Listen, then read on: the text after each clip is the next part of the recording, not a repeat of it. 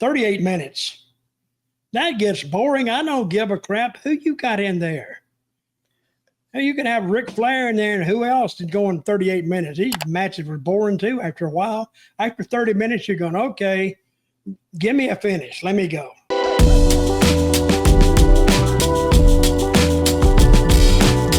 What is going on, everybody? Welcome into a special edition of Smack Talk here on the Sportskeeda Wrestling Facebook page and WrestleBinge by Sportskeeda YouTube channel. Rick Ucchino, SP3, and the wrestling legend himself, Dutch Mantell, here to recap WWE Survivor Series. It was a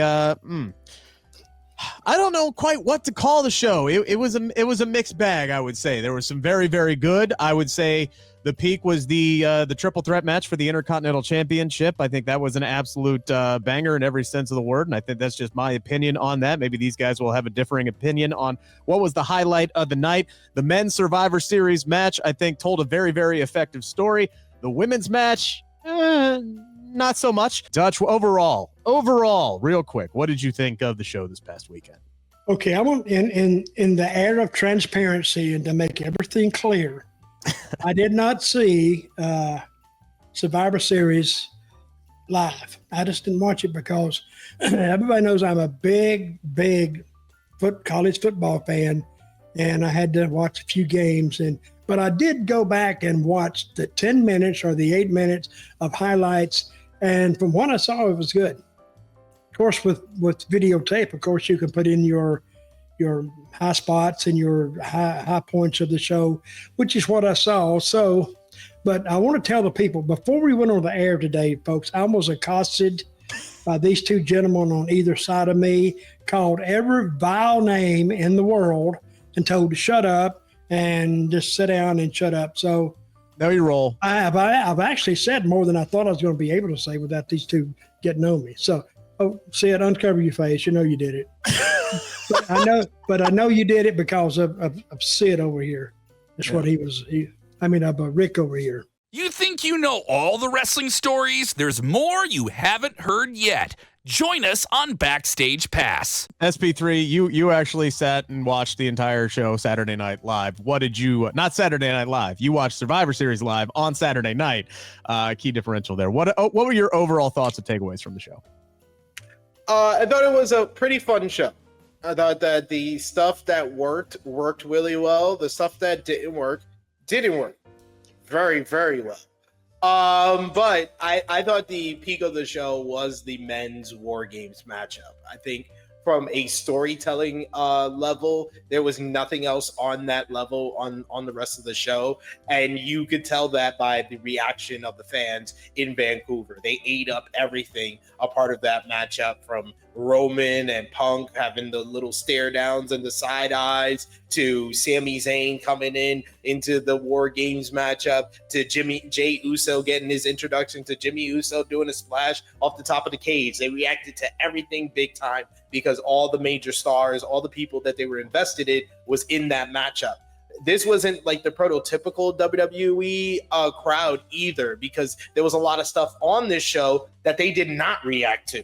Case in point, something that I'm into, LA Knight versus Shinsuke Nakamura, did not get a lot of reaction. They popped for the finish, but the match itself did not get a big reaction. And then some of the women's WarGames matchup, especially the first 28 minutes of it, did not get a big reaction. But once the match got going, the match beyond, they reacted to everything well, and there was a lot of big moments and some noteworthy stuff that's going to have consequences moving forward. So all in all, I thought it was a pretty good show from WWE.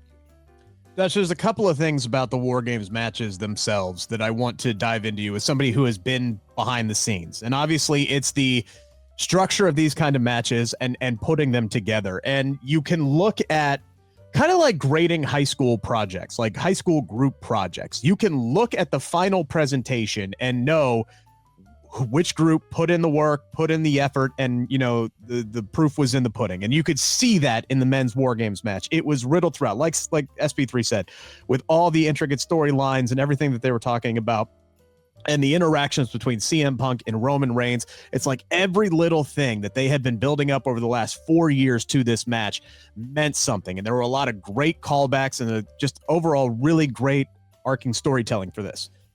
For the women's WarGames match, man, and this is something we've talked about on the show before. It just seemed like it was like 4 or 5 weeks ago. They were like, oh, damn, we got to do that too. All right, let's start trying to weave together what we've been doing with all these different women and then put them together. And that's toward the end, it started to work. Like they started to really pique my interest with the Jade Cargill attack backstage, whether or not Bianca Belair could trust her teammates. Is she going to be able to get along with Bayley? Is Bayley going to be able to get along with Io Sky as well? Was she teamed up with Jade Cargill's attacker? How were the baby faces going to overcome all of this dissension? And then the bell rang and there was none of that. There was no callback to any of it. There was no intricate storytelling at all. Unfortunately, Bayley was somebody in this match, even though she started it, like just seemed to disappear throughout the match. Like I don't recall anything major that they had her do, which was mind-boggling to me, outside of starting it with Nia Jax and throw it. Like really the only thing they decided to throw in was a Tiffany Stratton cash-in tease that would have made zero sense as far as the structure of the match, because she would have had to pin 2 of her own teammates. Like, I don't understand what the structure of that match was and how all the storylines could fall to the wayside in one, yet you perfectly execute the other one. First of all, I don't think those girls were ready for that match. I think they're, by and large, they're inexperienced in that type of match. That's an advanced match to go into. And trying to put that together, they probably spent 2 weeks on this match trying to sort it out and get the right spots and the right matchups, but still they're inexperienced. You can't learn it in 2 weeks. Now, if you look in contrast to the men's WarGames match, I mean, look at who you got in there. You got some masters in there. You got the Raw. I mean, you got CM Punk in there, and you got all those guys who's been there, done that. And what you'll notice, they don't get in a hurry. They take their time, and they have probably tried to work out this match since it was announced. Probably 3 weeks. They've been doing this and this and this and this. And every time they'd get together, they'd throw it out to, this is what I think. What do you think? So everybody knew what everybody else was thinking, the good spot. So when they got there, the day of the show, and put it all together, I bet they put it together in about 2 hours. But they've already had most of it put together before they got there. The women, the ladies, they don't really have that experience, and they didn't really have that experienced leader, which surprises me, because you says that who was outside the ring, she started the match with who, Nia Jax? Bayley started the match with Nia Jax, right? And Bayley has experience. She's been in 3 WarGames matches. You had Io Sky, who's been in all 6 women's WarGames matches in WWE. I think there was plenty of experience in the match itself to put it together. And once Rhea Ripley got in the match and the bell actually rang and it officially started, it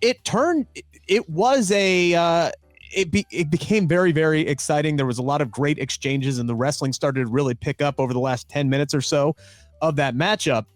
The setup for it is something, I want to get to here separately, but it's who does it fall on as far as whether it's lack of preparation, lack of storytelling? Like, is that more on the talent or is it more on the producer? How are these things structured? It's more on creative, what they come up with. They come up with a match, but yet creative, that's basically where they leave the scene. Creative gives it to the agent, and they pass it down. Then it comes to the talent. See, this is not a one-stage process. This is a 3-stage process. And sometimes, as you can see, the third stage didn't actually produce what you thought it could produce.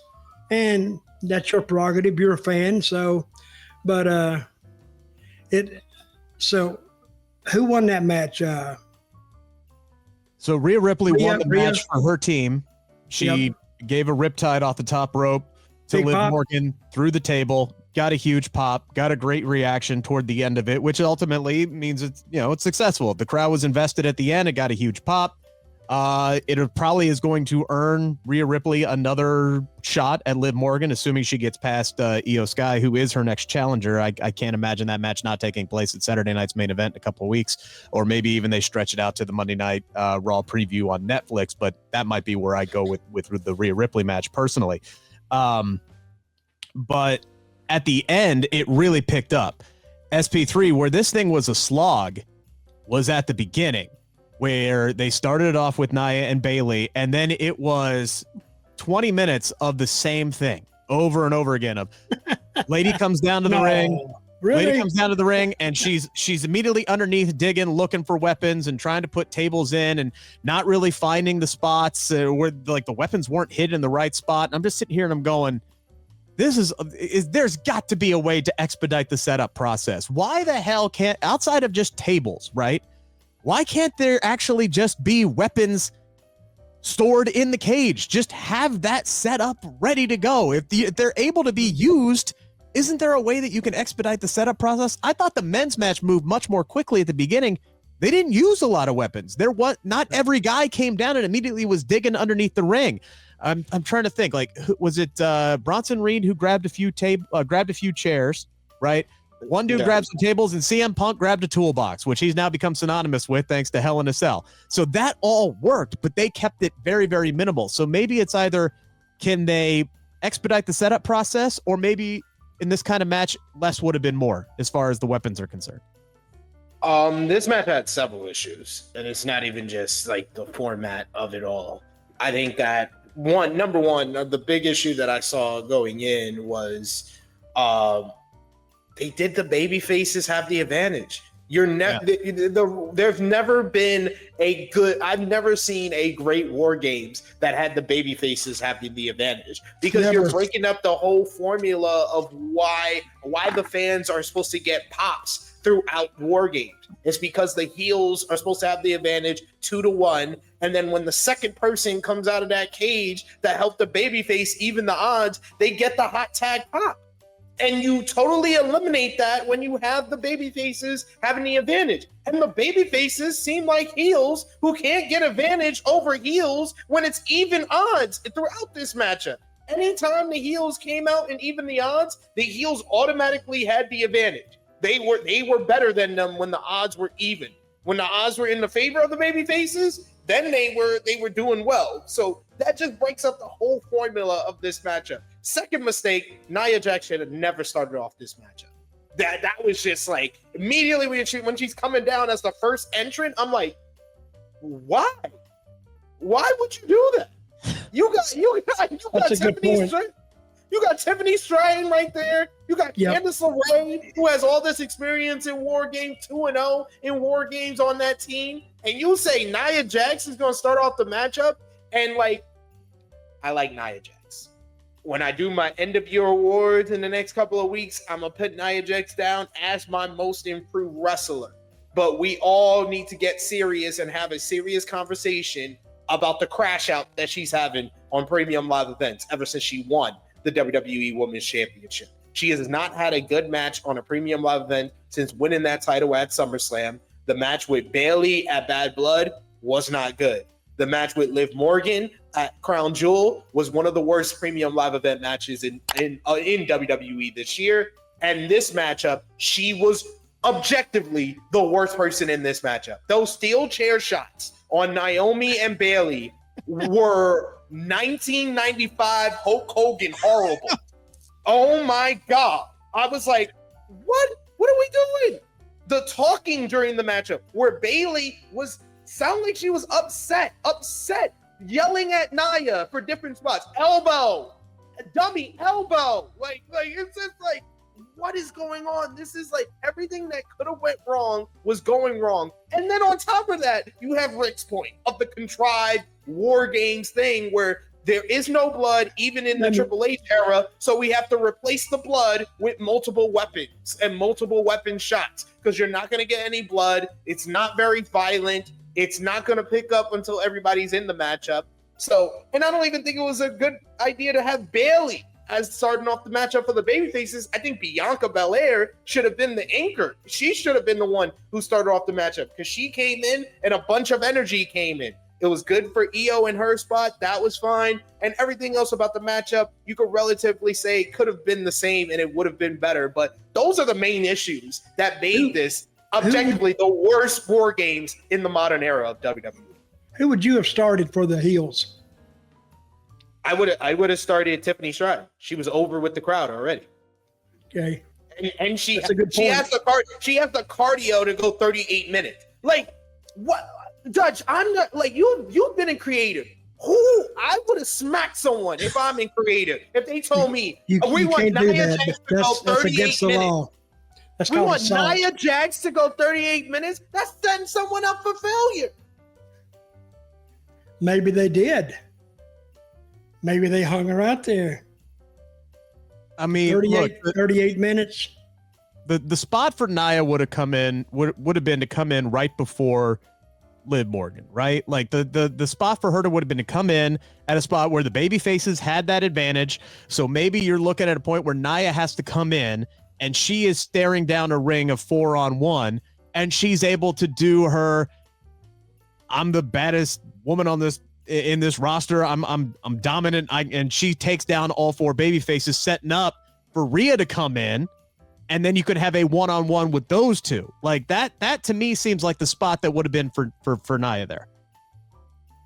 That's a good spot too.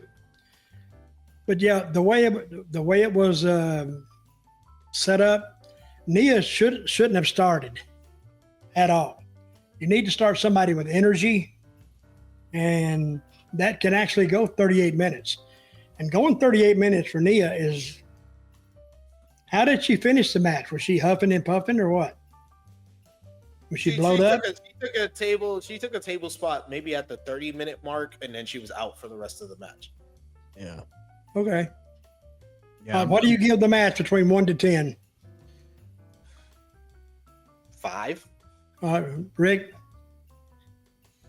Yeah, out there. Like I said, there was a spot where the last 10 minutes got really, really fun. My biggest thing is like none of it really mattered. It was a spot fest, is what it was. And all of it led up to Rhea pinning Liv. Like that was it. Ultimately, like I wanted more of this match to mean something for the other girls in the match. And they could have just had Rhea versus Liv on this pay-per-view, honestly, and it would have been. First of all, I think the timing was wrong on it. 38 minutes. That gets boring. I don't give a crap who you got in there. You can have Ric Flair in there and who else is going 38 minutes. These matches were boring too after a while. After 30 minutes, you're going, okay, give me a finish. Let me go. Without a strong storyline to carry it? Yeah. Yes. And they did no storytelling. No. And the match doesn't officially begin to the 27-minute mark. Like, yeah, it's tough. It's tough to get engaged in any of that. And like Rick said, nothing changes. And all the storylines that they had going in were completely dropped. Like, Io and Bayley were on the same team. They had one brief argument. That was about it. Yeah. Bayley and Bianca was one of the bigger things going into the matchup. They barely interacted at all. Like, the Tiffany and Candice skipped her in line to get into War Games. Tiffany never acknowledged that shit. That's the rest of the whole damn match. Like, it was just like nothing mattered. Nothing matters here. Like the best thing that they did was they hid Tiffany's briefcase in the trash can, which I thought was a really nice like surprise and you know, but again, in the construct of the match, it would have made no sense. And even WWE acknowledged that because the cash-in didn't happen. Like, why would you even tease that? That's like the one thing you shouldn't have teased in this match or had anything to do with this matchup. Because you would have started a second match in which Tiffany was competing against her own teammates. Like, Jesus Christ, that's some Vince McMahon level booking bullshit if I have ever seen it in my life. God, there's so many things that are just irritating to me about this. And like, and this match the ladies themselves deserve so much better. It would have been so much better if it was a traditional Survivor Series elimination match. Yes. Yeah. Yeah. Exactly what I was going to say, Sid. Exactly. I agree with Sid 100%. I mean, this went against Triple H's own thought process. Like he shelved Hell in a Cell for 2 years because he was tired of the match itself not meaning anything. You don't have to have a Hell in a Cell match every year if there's not something that there's not a feud that it calls for it. You didn't have to have a women's WarGames match for the sake of having a women's WarGames match. It made sense for Bloodline versus Bloodline. It didn't make sense to shoehorn 10 women together who weren't working with one another and then completely drop all the storylines once the bell rang. None of this shit made sense, and it just total disservice to all 10 women who were in this match. Yeah, I'm agreeing. I think it's because those girls wasn't ready, angles weren't right, creative got lost. So those are some of the things that can happen in the way to a pay-per-view. You get off that road a little bit and you can't quite get back on it.